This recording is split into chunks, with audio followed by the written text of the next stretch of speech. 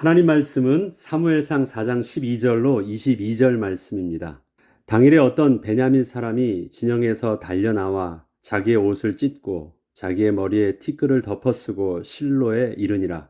그가 이를 때는 엘리가 길 옆 자기의 의자에 앉아 기다리며 그의 마음이 하나님의 괴로 말미암아 떨릴 즈음이라. 그 사람이 성읍에 들어오며 알림에 온 성읍이 부르짖는지라.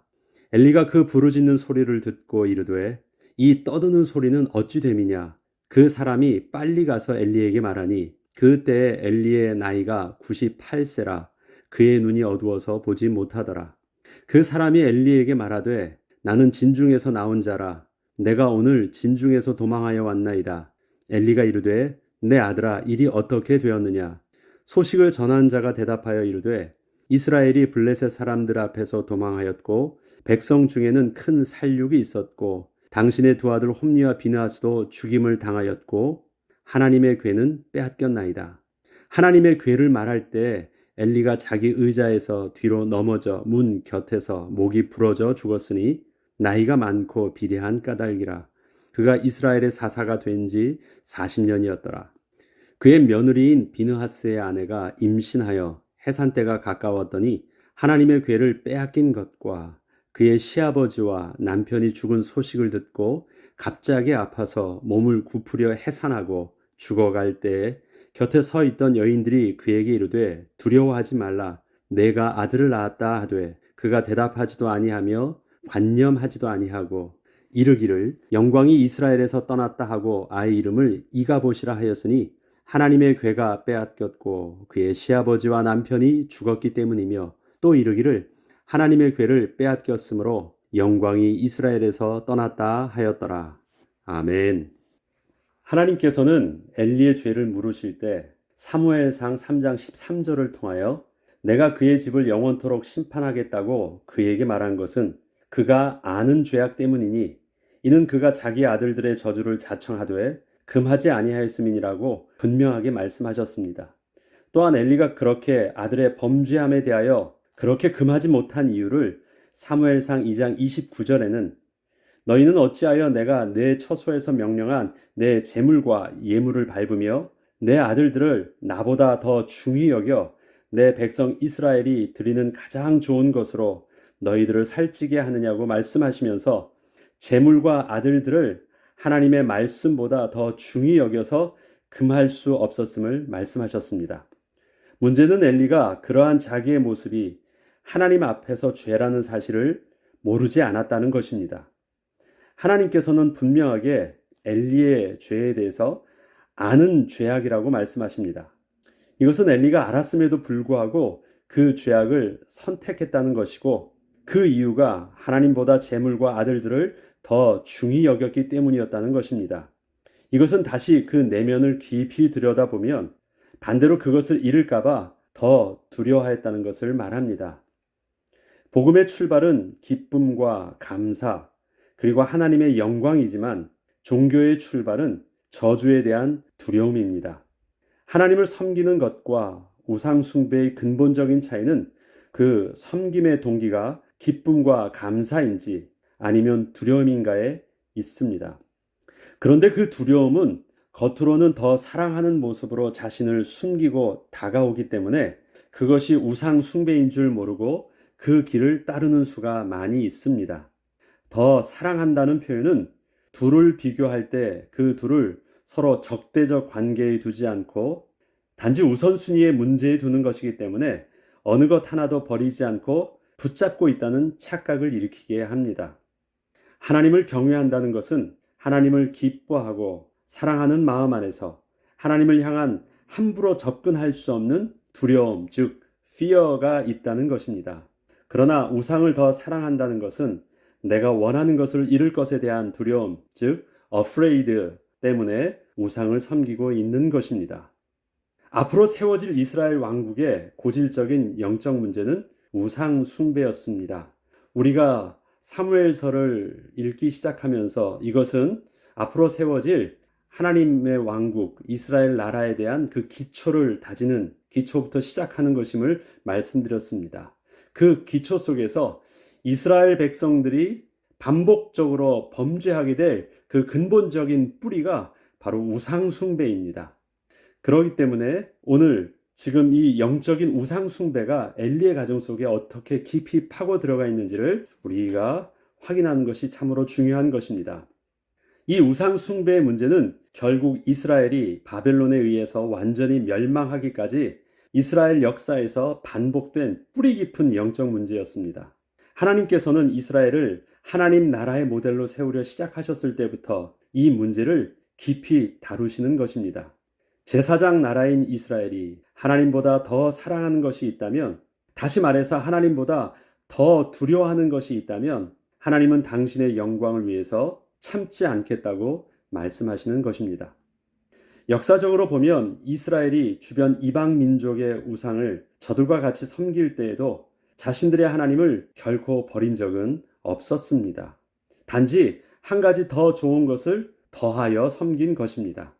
하나님과 우상을 함께 섞어서 섬긴 것입니다. 하나의 신보다는 하나를 더 더하는 것이 다다익선 아닙니까? 더 좋다고 생각하는 것입니다. 우상 숭배는 그래서 신들의 숫자가 점점 더 많아집니다. 그리고 단지 우상을 조금 더 앞에 두고 사랑하였을 뿐입니다.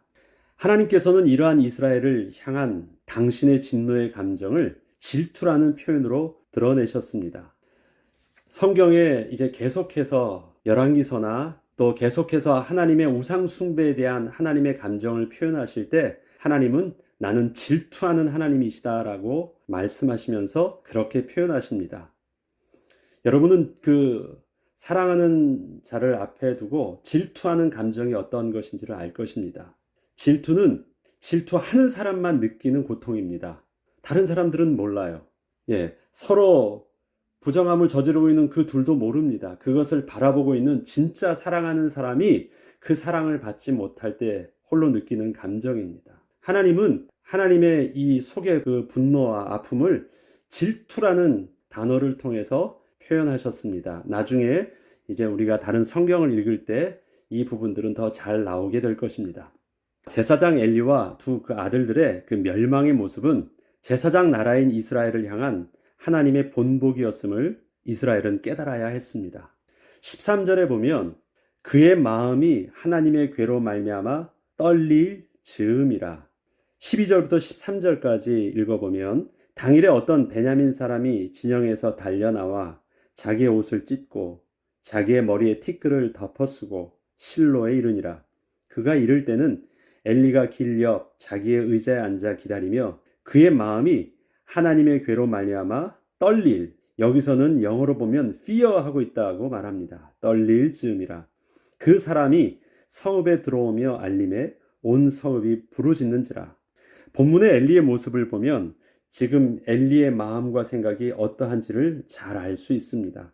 엘리가 전장의 소식을 가급적 빨리 듣기 위하여 길 옆에서 자신의 의지를 가지고 와서 앉아 기다리고 있습니다.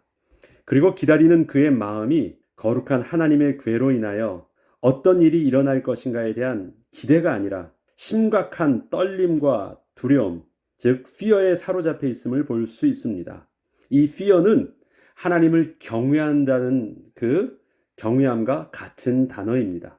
하나님의 괴가 전장에 나간 것은 분명 잘못된 일이었음을 알고 있었기 때문에 엘리는 지금 두려워하고 있는 것입니다. 이러한 두려움은 하나님보다 아들을 더 중히 여겨서 가졌던 두려움, 그 afraid와는 근본적으로 다른 두려움이었습니다. 지난날은 그동안 아들들의 죄를 보고 듣고 있었어도 저들이 별 문제 없이 그냥 그렇게 지나가고 있었지만 지금 여호와의 궤까지 그 있어야 할 곳을 벗어나서 전장에까지 나가게 한 것은 분명 선을 넘어도 한참 넘는 것이었기에 엘리 제사장은 지난날에는 느껴보지 않은 그 두려움에 사로잡히게 된 것입니다. 그러나 이러한 제사장 엘리의 두려움은 이러한 두려움의 결과가 일어나기 전에 미리 느꼈어야 했던 모습이었습니다. 그러나 지금은 너무 늦었습니다. 이스라엘 백성들도 진영에 괴가 들어올 때 큰 소리로 외치며 즐거워하던 모습에서 슬픔과 탄식으로 온 백성이 부르짖는 모습으로 바뀌었습니다. 그러나 이것은 바뀐 모습이 아니라 하나님을 떠나 있던 이스라엘의 실제 모습이 결국 드러난 것이었습니다. 우리는 하루속히 하나님을 향한 거룩한 두려움, 즉 경외함이 회복되어야 합니다. 하나님께서는 우리의 삶에 하나님보다 더 사랑하고 있는 것에 대하여 그것은 분명 하나님보다 더 두려워하고 있는 것이라고 정확하게 말씀하십니다. 그 두려움은 우상 숭배의 모습이고 내가 아무리 부정하고 감추려 해도 하나님께서는 반드시 복음이 아닌 것은 드러내고 마실 것입니다. 내가 물질을 사랑하고 있다고요? 우리 생각해 보죠. 그것은 내가 물질이 없으면 큰일 나기 때문에 두려워하는 것과 다르지 않은 것입니다. 그러하게 우상 숭배는 우리가 하나님보다 더 사랑하는 것이라고 말하지만 실질적으로 내가 두려워하는 대상을 내가 섬기고 있는 모습이라는 것을 우리는 정직하게 볼 수 있어야 하는 것입니다. 18절에는 하나님의 괴를 말할 때 엘리가 의자에서 뒤로 넘어져 목이 부러져 죽었다라고 기록하고 있습니다. 16절로 18절을 좀 더 읽어보겠습니다. 엘리가 이르되 내 아들아 일이 어떻게 되었느냐? 소식을 전하는 자가 대답하여 이르되 이스라엘이 블레셋 사람들 앞에서 도망하였고 백성 중에는 큰 살육이 있었고 당신의 두 아들 홈니와 비느하스도 죽임을 당하였고 하나님의 괴는 빼앗겼나이다. 하나님의 괴를 말할 때 엘리가 자기 의자에서 뒤로 넘어져 문 곁에서 목이 부러져 죽었으니 나이가 많고 비대한 까닭이라. 그가 이스라엘의 사사가 된 지 40년이었더라. 성경은 엘리의 죽음의 원인이 아들의 죽음의 소식을 들은 후 연이어서 듣게 된 하나님의 괴가 빼앗겼다는 소식 때문에 놀라서 뒤로 넘어지면서 목이 부러져 죽었다고 증거하고 있습니다. 하나님의 괴로 인한 문제 때문에 심히 떨고 있던 엘리 제사장에게 하나님의 괴가 빼앗겼다는 충격은 너무도 크게 다가왔던 것입니다. 이러한 엘리의 두려움, fear는 왜 지난날에는 아들들에게 거룩한 하나님을 향한 경외함으로 전달되지 않았던 것일까요? 아들아 그렇게 하지 마 라고 말했지만 그때는 이러한 두려움을 가지고 아들에게 심각하게 말하지 않았다라는 것입니다. 우리 인생의 실패 중에는 모르면서 짓는 죄도 있지만 알면서도 어떠한 계기가 있기 전까지는 그냥 그렇게 하고 있는 경우를 봅니다. 아직 제대로 두려워하지 않고 있다는 것이죠. 우리는 하나님을 향한 두려움이 우리의 삶에서 시급하게 회복되어져야 합니다. 불에 타 죽는 벌레들을 보면 불이 진노해서 그 벌레들을 죽이고 있는 것이 아닙니다.